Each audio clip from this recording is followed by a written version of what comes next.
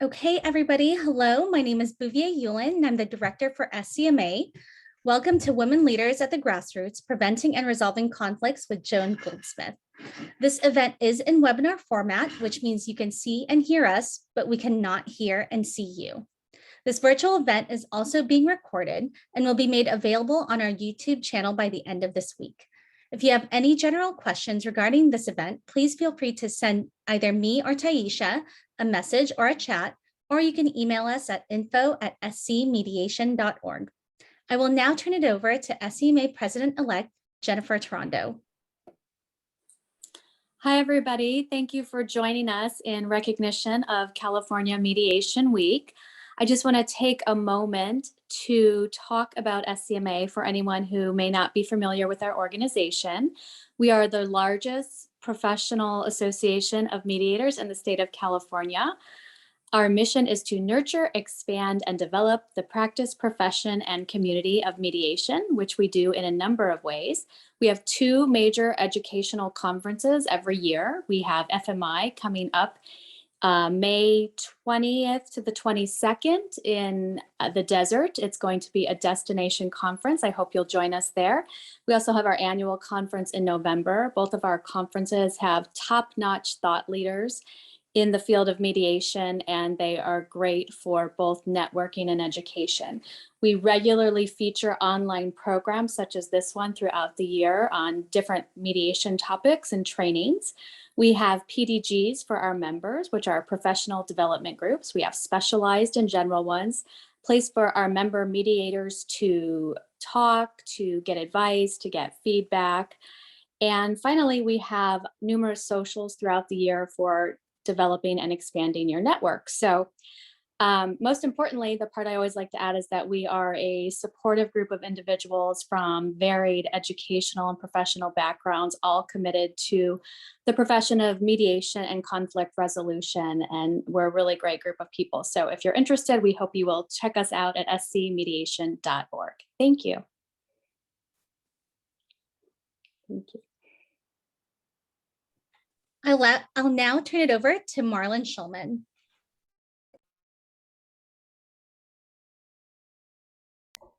Good afternoon, everyone. My name is Marlon Shulman. I'm a mediator, and I'm a very proud member of SCMA. And thank you, Jennifer, for explaining so clearly what our organization is and what we seek to do. Presently, we're involved in California Mediation Awareness Week, which is targeting preferably and generally non-mediators and non-lawyers, explaining a little bit about what mediation is, what it can do, and the role it can play and should play in everyday lives. We have a series of webinars this week. We're starting off soon with the one that you've enrolled in for this one, for today. But I wanted to make sure to thank our sponsor for today, which is ODRI, otherwise known as ODRI. It's the Online Dispute Resolution International. And I think Bouvier will now play a short video.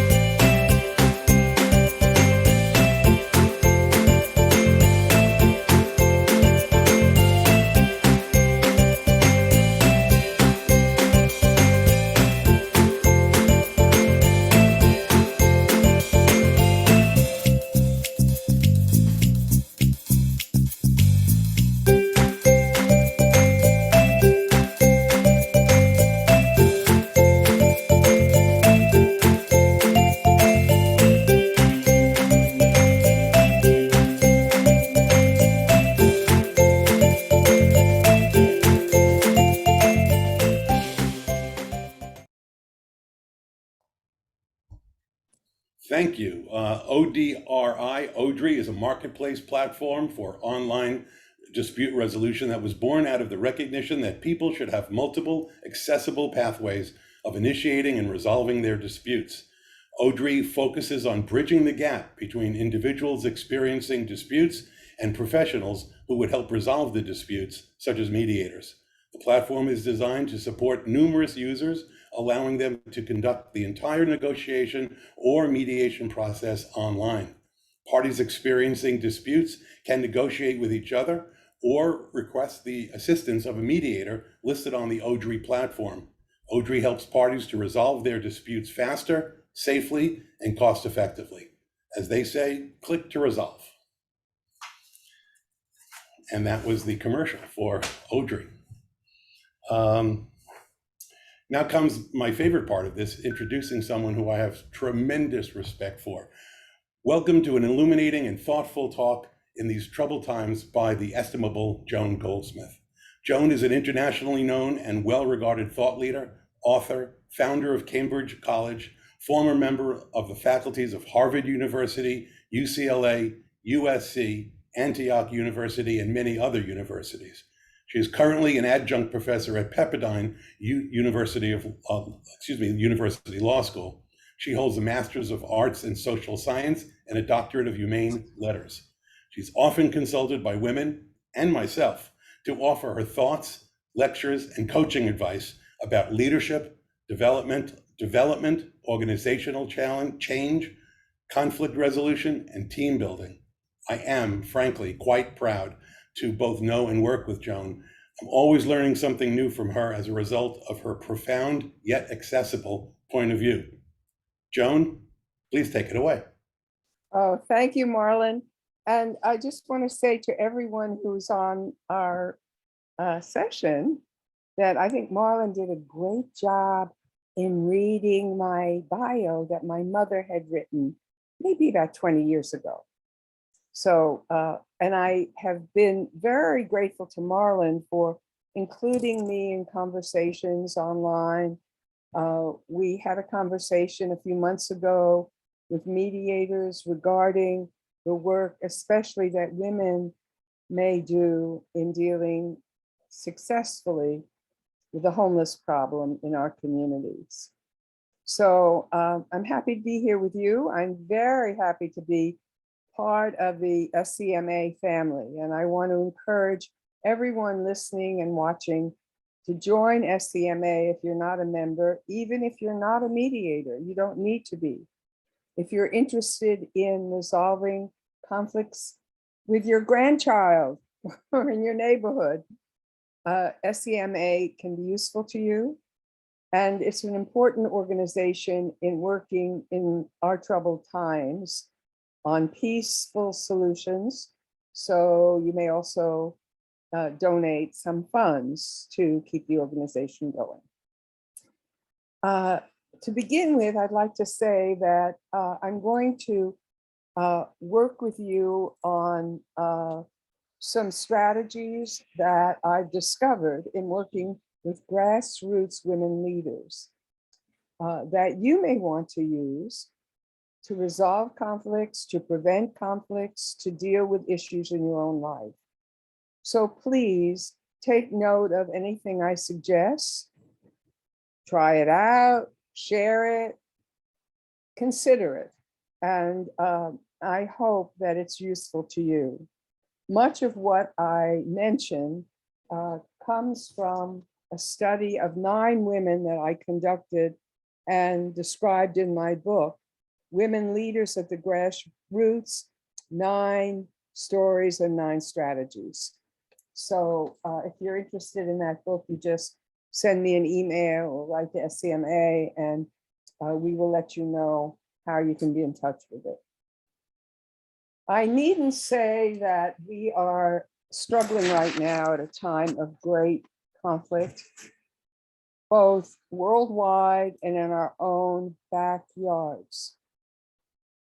In our own country, as the president has nominated the first African-American woman to serve on the Supreme Court, we're observing great conflict by members of Congress who are attacking her. and members of people in the press who are attacking her when she has served as a very well-respected judge, a graduate of Harvard Law School, many years as a defender of poor people in court. So I invite you to be looking at the world conflict that's going on in the war, and I'm going to comment about that in a few minutes. And I invite you to look at the conflicts that are going on in our own communities, in our own neighborhoods. As you know, there are conflicts among groups of parents about what their children can read about the reality of the World War II Holocaust that was inflicted on millions of people in Europe. There are conflicts among women wanting to control their own bodies and make choices about birth or abortion. There are conflict among women who believe that that is the wrong approach through their religious beliefs and through what they care about. There are many conflicts coming up as we approach 2022 elections in November for Congress, for local mayors and city council members, and as we approach the presidential council election of 2024. So I want to speak specifically about the role of women in preventing and resolving conflicts, because we have a long history as women of being the source of solutions, the sources of peace and tranquility. And I want to mention some specific people and choices that we know of. Many of us know of, and I'm going to mention a few from my book. I'm going to read some quotes from them and mention some stories that I know of myself. So I want to begin our conversation with a poem by a poet and author, novelist you may know of, but mostly poet. Her name is Maya Angelou, and she is an African-American recipient of the Pulitzer Prize. And she speaks to women who are in diminished circumstances and urges us to break free from claustrophobia that damages our everyday life. President Barack Obama honored her dignity and courage when he presented her with a Medal Freedom of Honor in 2011. And her autobiographical novel, I recommend it highly. It's quite beautiful. The title is I Know Why the Caged Bird Sings. And many of us, many women in diminished circumstances may feel caged. And yet we have the courage to sing. So here's her poem. She said in her book, I Know Why Caged Birds Sing, she says, I've learned that no matter what happens or how bad it seems today, life does go on and it will be better tomorrow. I've learned that making a, quote, living is not the same thing as making a life, in quotes. I've learned that life sometimes gives you a second chance. I've learned that you shouldn't go through life, I love this image, I add, with a catcher's mitt on both hands. You need to be able to throw something back. I've learned that people will forget what you said. People will forget what you did, but people will never forget how you made them feel. So she reminds us that a day-to-day contribution on how we make others feel is available to us, no matter where we are in society. And it is up to us to share it. And I know all of us have been reading a great deal and seeing news a great deal about the people from Afghanistan who are crossing the border to avoid being annihilated by bombings, by shells, by tanks. I have very close friends who escaped the Nazi invasion of Budapest during World War II. And when I spoke to them about what's happening in Kiev, my friend, the woman in the family, said she remembers as a child watching the Nazi tanks come down the street to capture the Jews and take them to the camps. And she and her husband were part of the Kinder transport taken by boat to London and escaped as refugees and came to the US.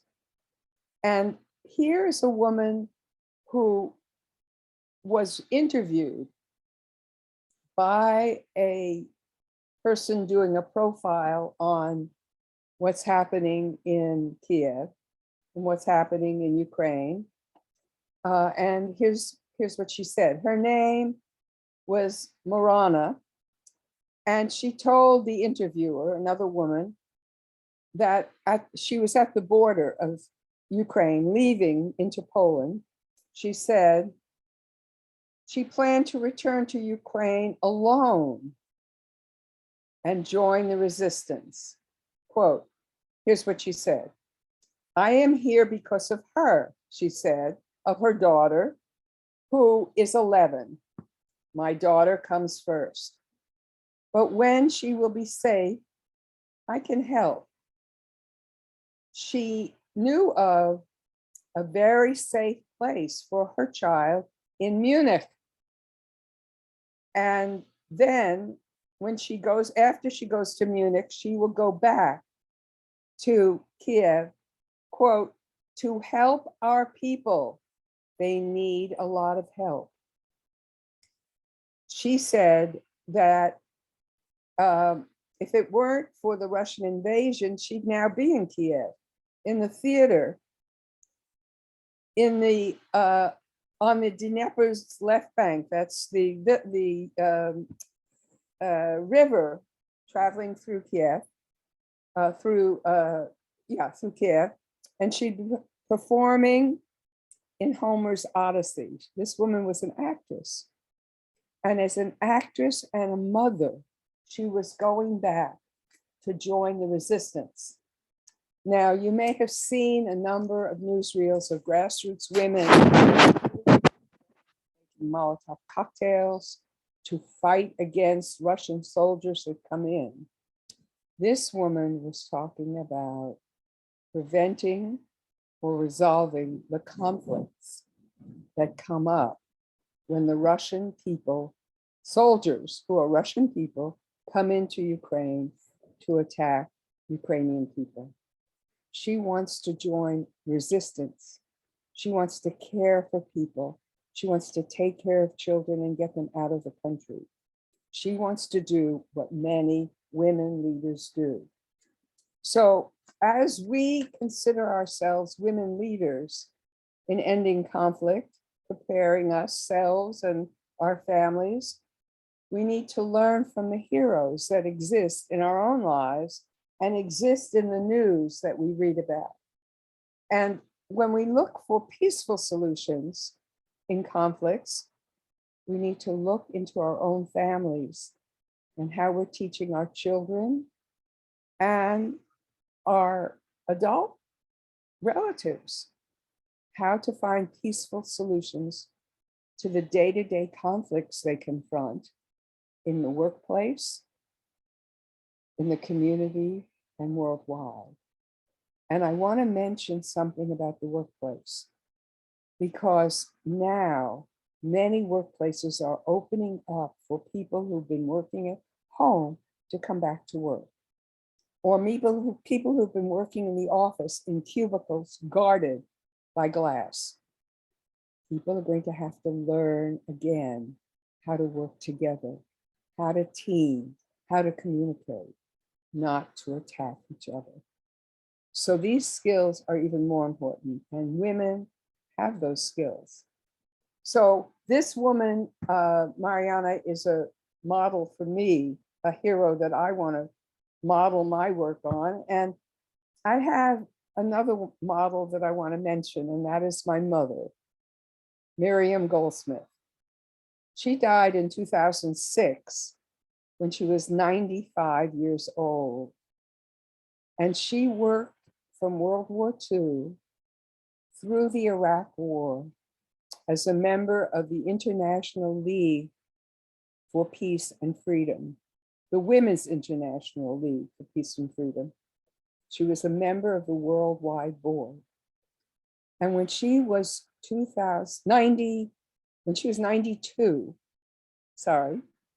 she demonstrated at the Federal Building in Los Angeles against the war in Iraq that was being conducted by US arms, bombing people in Iraq, just as Russia is bombing people in Ukraine right now. And she was televised on the news. And a year later, when she was 93, the California Assembly voted her to be awarded Woman of the Year award for all her work for peace and justice. Now that's a wonderful record, but I want to tell you where I first learned about her courage. I was 5 years old. So this was 1946 during World War II. And we lived in Manhattan, in Washington Heights in New York. And she took me to the butcher store to get some food, for some meat for supper. We walked in to the neighborhood butcher store, a little neighborhood shop, and the butcher yelled, "Get out of here, Mrs. Goldsmith. We don't want your business." So she took my hand and we walked out, and I started crying. I was scared. I was a little kid. And she explained to me what happened. She explained that in World War II, the government had put a restriction on the sale of beef, butter, milk to homes and individuals because it had to go to support the soldiers in the war and the refugees and people escaping from Hitler and Mussolini and Franco in Europe, the fascist leaders who were oppressing them. And this butcher was selling beef and lamb and ham under the table on the black market for a lot of money to individuals who are wealthy against the government rules. And my mother reported him. So the government, the UPA branch of the government, stopped him from that illegal service and blocked him from selling for a lot of money what needed to go to support the protection of democracy. So I learned very early on about women leaders.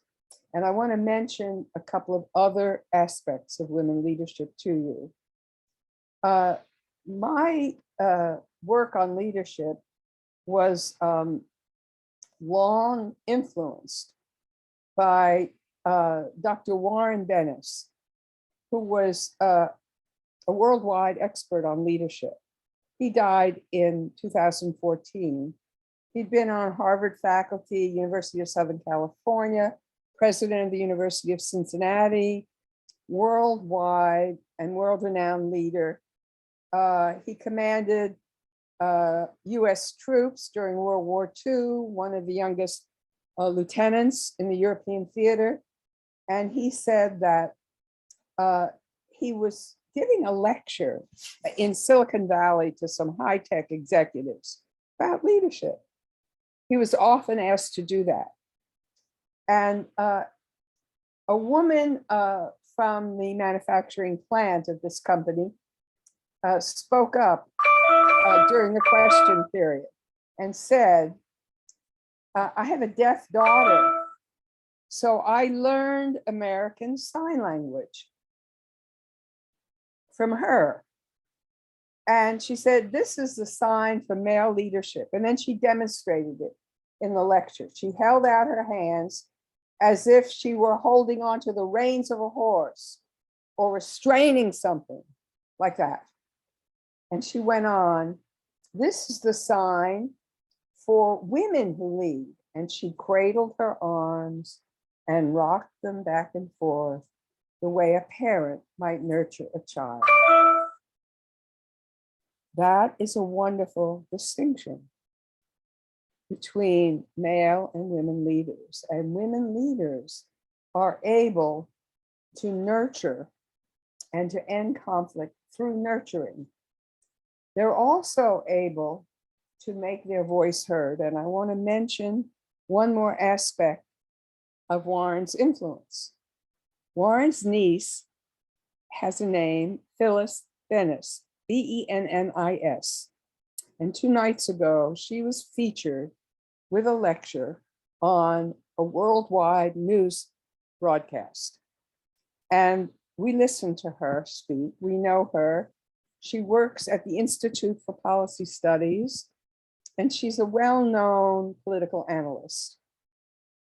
And her analysis was of the war and her caution about the use of the no-fly zone by the US and NATO allies to bomb and shoot down Russian planes when it would kill people on the ground was a very good caution.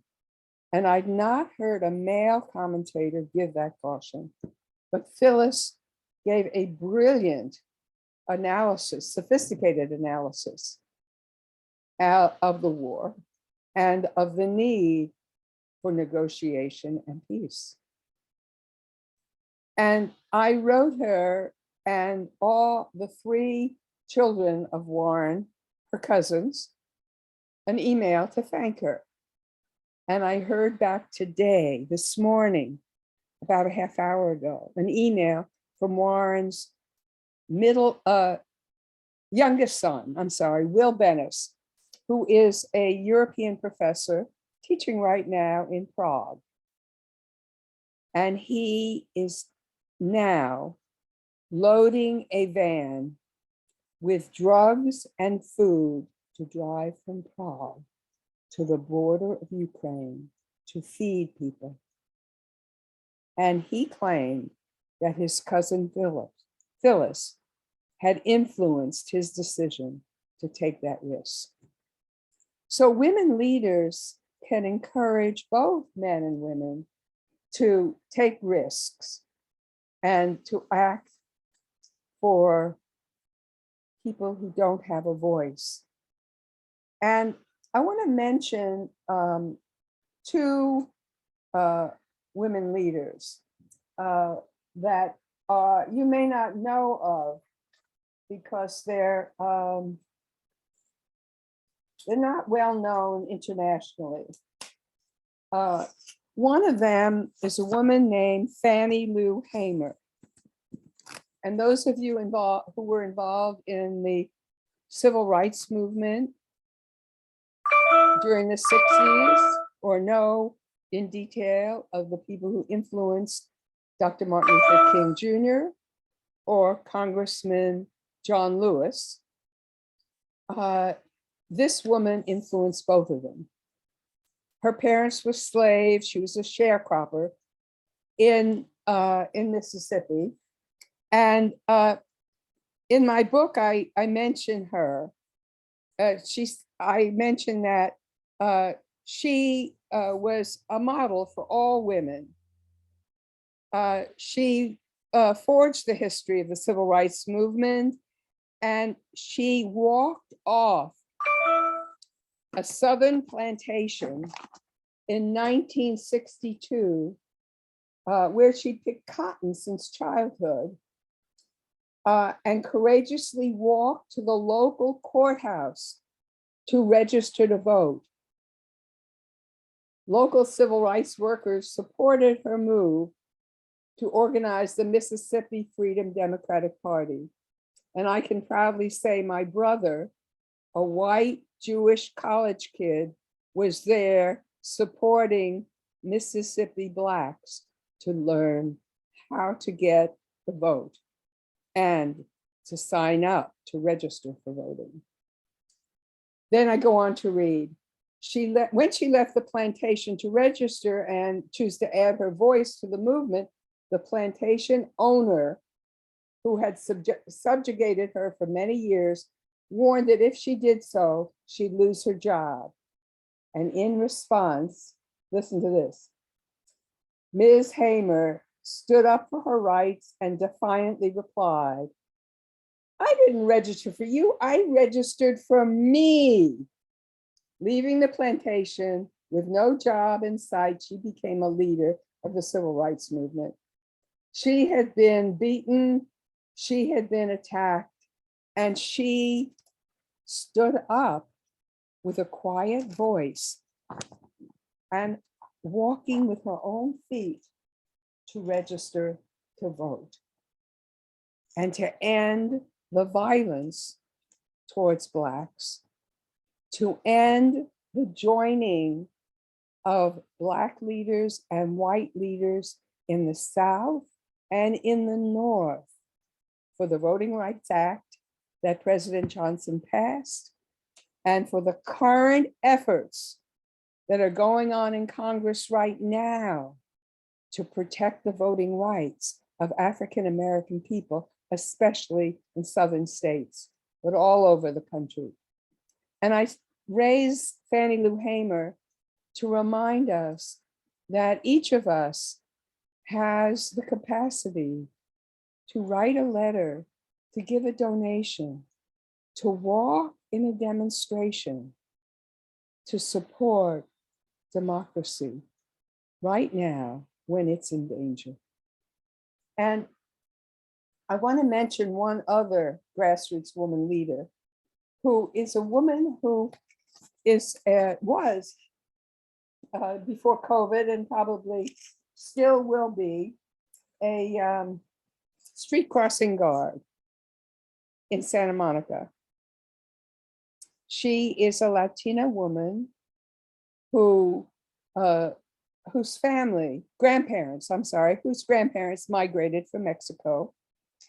And she is such a nurturing presence in our community that when I go to the grocery store near her corner where she's standing to protect children from the elementary, junior, high school, and Santa Monica College, I have to wait in line to say hello to her, to talk about the news, to greet her, because she's supporting so many people and helping them figure out how to live their lives in these troubled times. So about 4 years ago, she said to me, "Joan, I need your help. I know you did work for the city in coming up with a plan to help homeless people." And I had done that about 10 years before.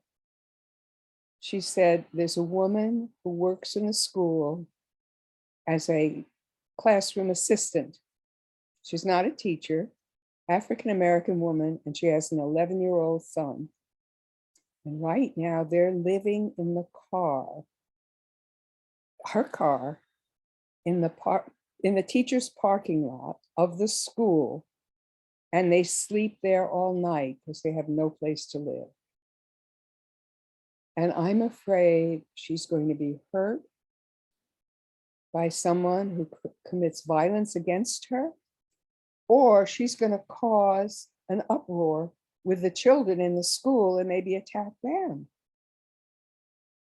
Can you help?" So I said, well, you and I can help. We have to partner, and I'm going to create a chain of women who want to resolve conflicts and connect with a woman who works in housing for the city of Santa Monica. And within 2 days, that woman had a hotel room with her son, and finally a low-income apartment with a stipend from the city. And her son is now in high school, and she is still working at the school, and she has a low-income apartment. If the street crossing guard had not taken on this problem, there could have been a violent result. So I'm saying to you that we have to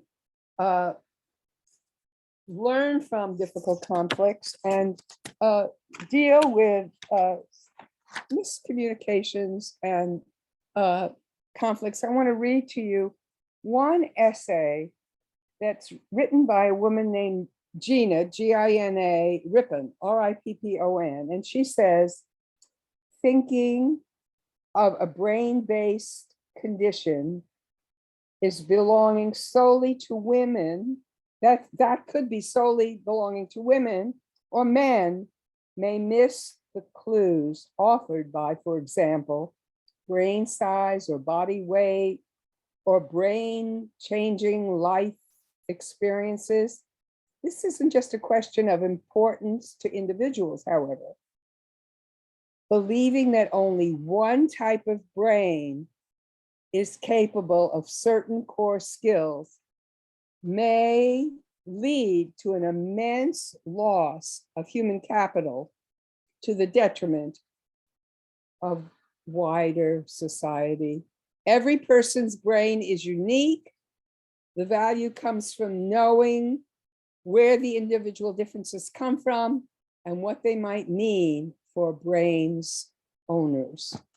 So I read that because I want us to get rid of the bias that only men can be the leaders, only men can have the answers.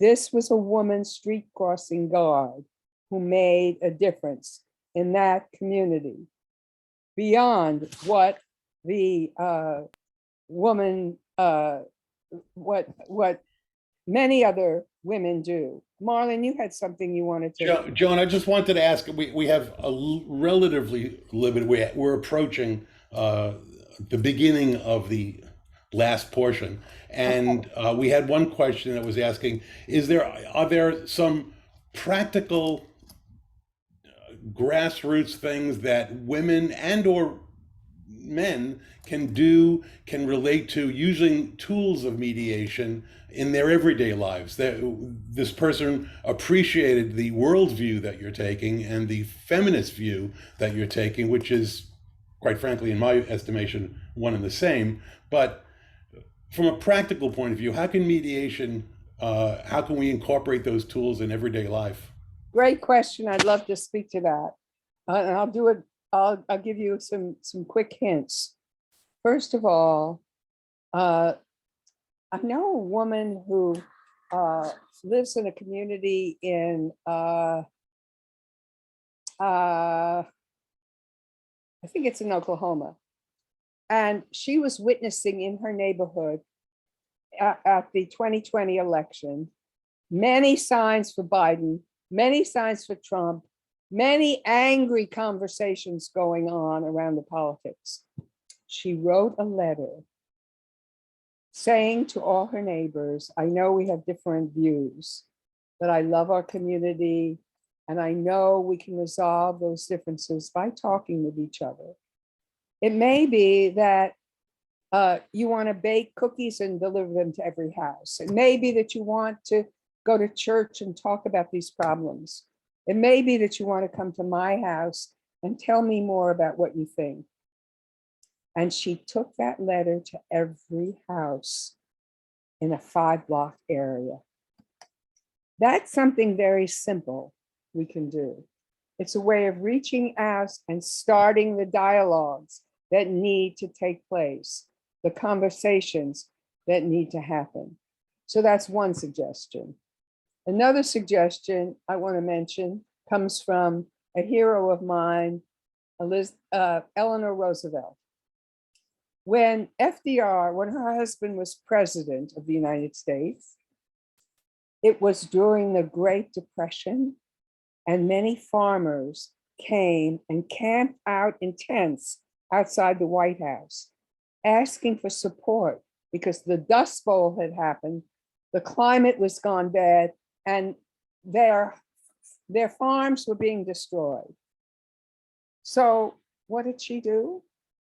She went down in a very common, easy outfit and walked into the tents and among the people and asked them, what would make a difference? What did they want? How could she help? And then she reported that to her husband's people. And as a result came the New Deal with great help in ending the great poverty from the Dust Bowl. Now, none of us talking or listening are Eleanor Roosevelt's. However, we see homeless people in our neighborhood all the time. There's a homeless man who lives maybe 2 blocks from my house and sleeps on the chair for the bus stop. I know a woman who works in the grocery store as a checkout woman who goes and brings him coffee every day. She's also asked me, and I have given her a few dollars to give to him. You may talk to the people in your community who are homeless. You may talk to the kids you see going to school and ask them what do they need. And you may put together a few neighbors to do something for them, to reach out to those high school kids who are in need, so they're not committing crimes. They're not grabbing somebody's purse. They're not knifing somebody who's walking their dog in the neighborhood. We are in that kind of a situation now, and we can prevent the violence. So that's another simple thing. Well, Joan, I have another question. By the way, we're about 15 minutes out. I just want to let you know. But in this, and pardon the expression, in this balkanized state of affairs that we live in, this era of right or wrong society, black or white, how can we use mediation to teach society or to get society to recognize the gray? Okay, thank you. When we're talking about conflicts, we need to ask questions. That's the magic. Everybody who is proclaiming the truth that they know, or arguing for their position, or attacking other people, never been asked, well, what makes you think that? Or what leads you to that? Or where did you, I began the mediation class that Ken and I are teaching right now, my husband, Ken Cloak, at Pepperdine Law School. The first class I began by saying, I am particularly connected to the war in the Ukraine because my great-grandparents on both sides, my mother's side and my father's side, came from that region.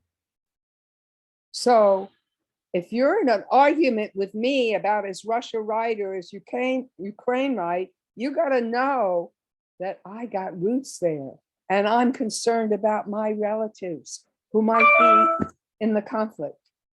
And I supported Russia greatly during World War II, my family did, in fighting against the Nazis. So I'm torn. So ask questions. And what's your history? And where did you come from? Where did you come to that from? And why do you feel that way? So getting the people who are in conflict to talk about the deeper issues, what led them there. And women can do that.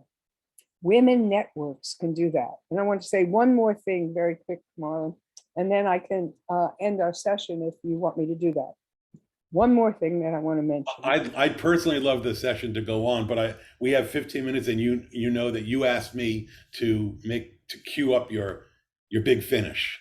So please talk some more. I did, and we won't get into any conflict Great. about this. Okay, I want to mention one thing, and then I'll give you my big finish.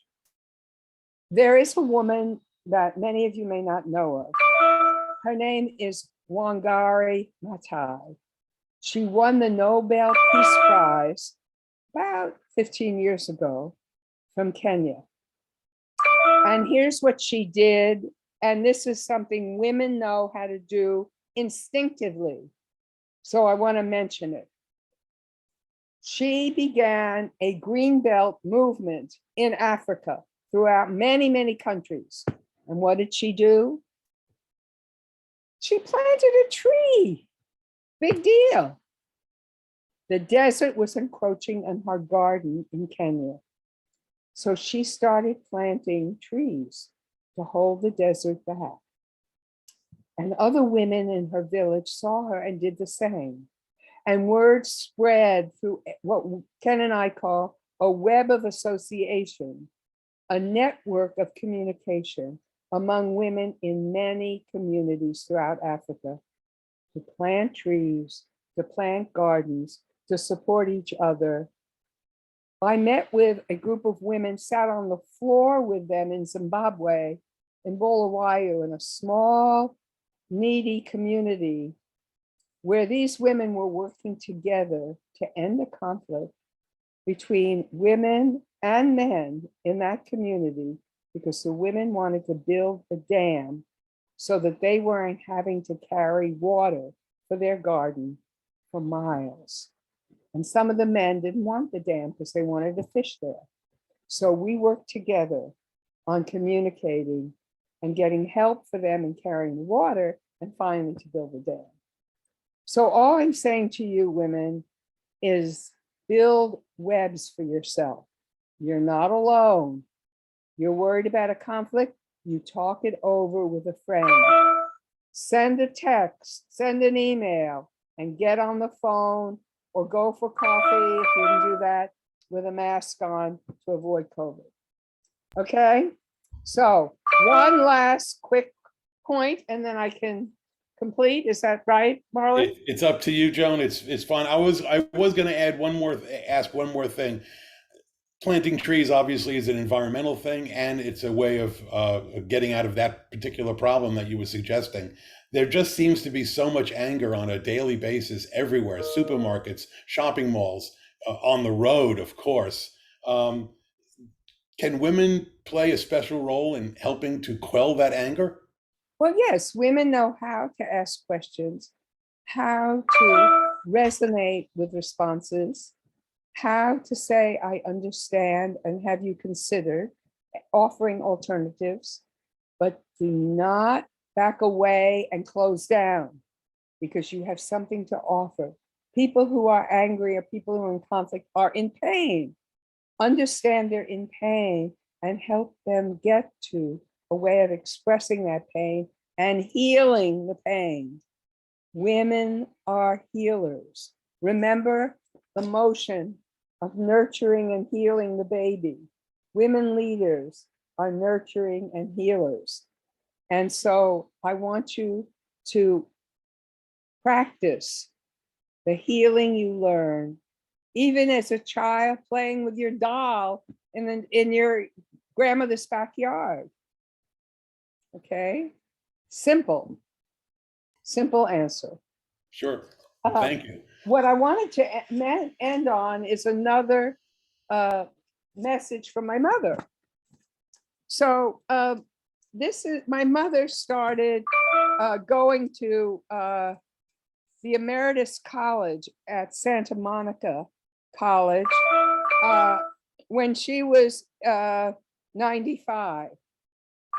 And she was a continual learner. And that's what we have to remember to do as women, to not shut down and think, well, learning is for men. No, learn, read, and develop yourself. So here's a poem that she wrote for her class. And I think it's a beautiful thing for us to think about. And as I turn 81 this year, I certainly read it. She said, when I was young, I used to walk up the hilltop and hear the blue jays sing. Although I can't walk up the hilltop now, I think I can still hear the blue jays sing. So look, women leaders are in touch with their world and their environment.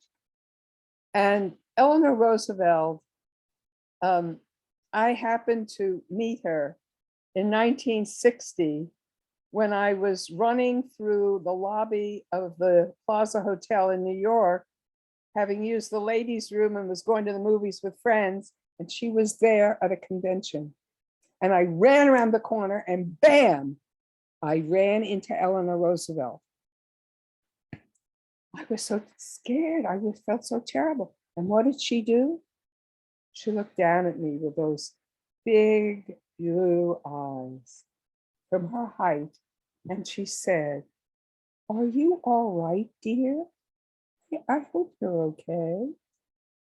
She was nurturing me when I had hurt her. So I invite you, the next conflict you face, you be the nurturer, you be the healer, and model that. And that will be a great gift, and the blue jay will sing to you. Good day. Joan, thank you so much for your point of view. I, quite frankly, didn't realize we would be going in this direction. I think it's a worldview that's worth listening to. And thank you for touching upon all the points that you did. I'm going to hand it over to Bouvier now. And again, thank you very much, Joan. You're welcome. Yes, Joan, thank you so much. This has been such an amazing hour of being with you and hearing from you. Again, you know how I feel. I always feel very inspired after we talk, even if it's just for 10 minutes. So thank you so much for your time and just for all that you do for SCMA. Great. It's a pleasure to be with you and to see the two women leaders of SCMA that are carrying it forward. You're making me look good and doing what I hope will happen. And Marlon, you're included. You're Thank you an very much. honorary woman leader. All right. Well, I'm proud to carry that banner. Okay. Great. Thank you, everybody. Thank you for attending. Again, we will have this recording up on our YouTube channel at the end of the week. If you need that direct link, please just send us an email at info@scmediation.org and we will get that to you. Otherwise, you could go ahead and follow us on YouTube. Thank you so much, everybody, and I hope you all have a wonderful day. Thank you. Bye-bye.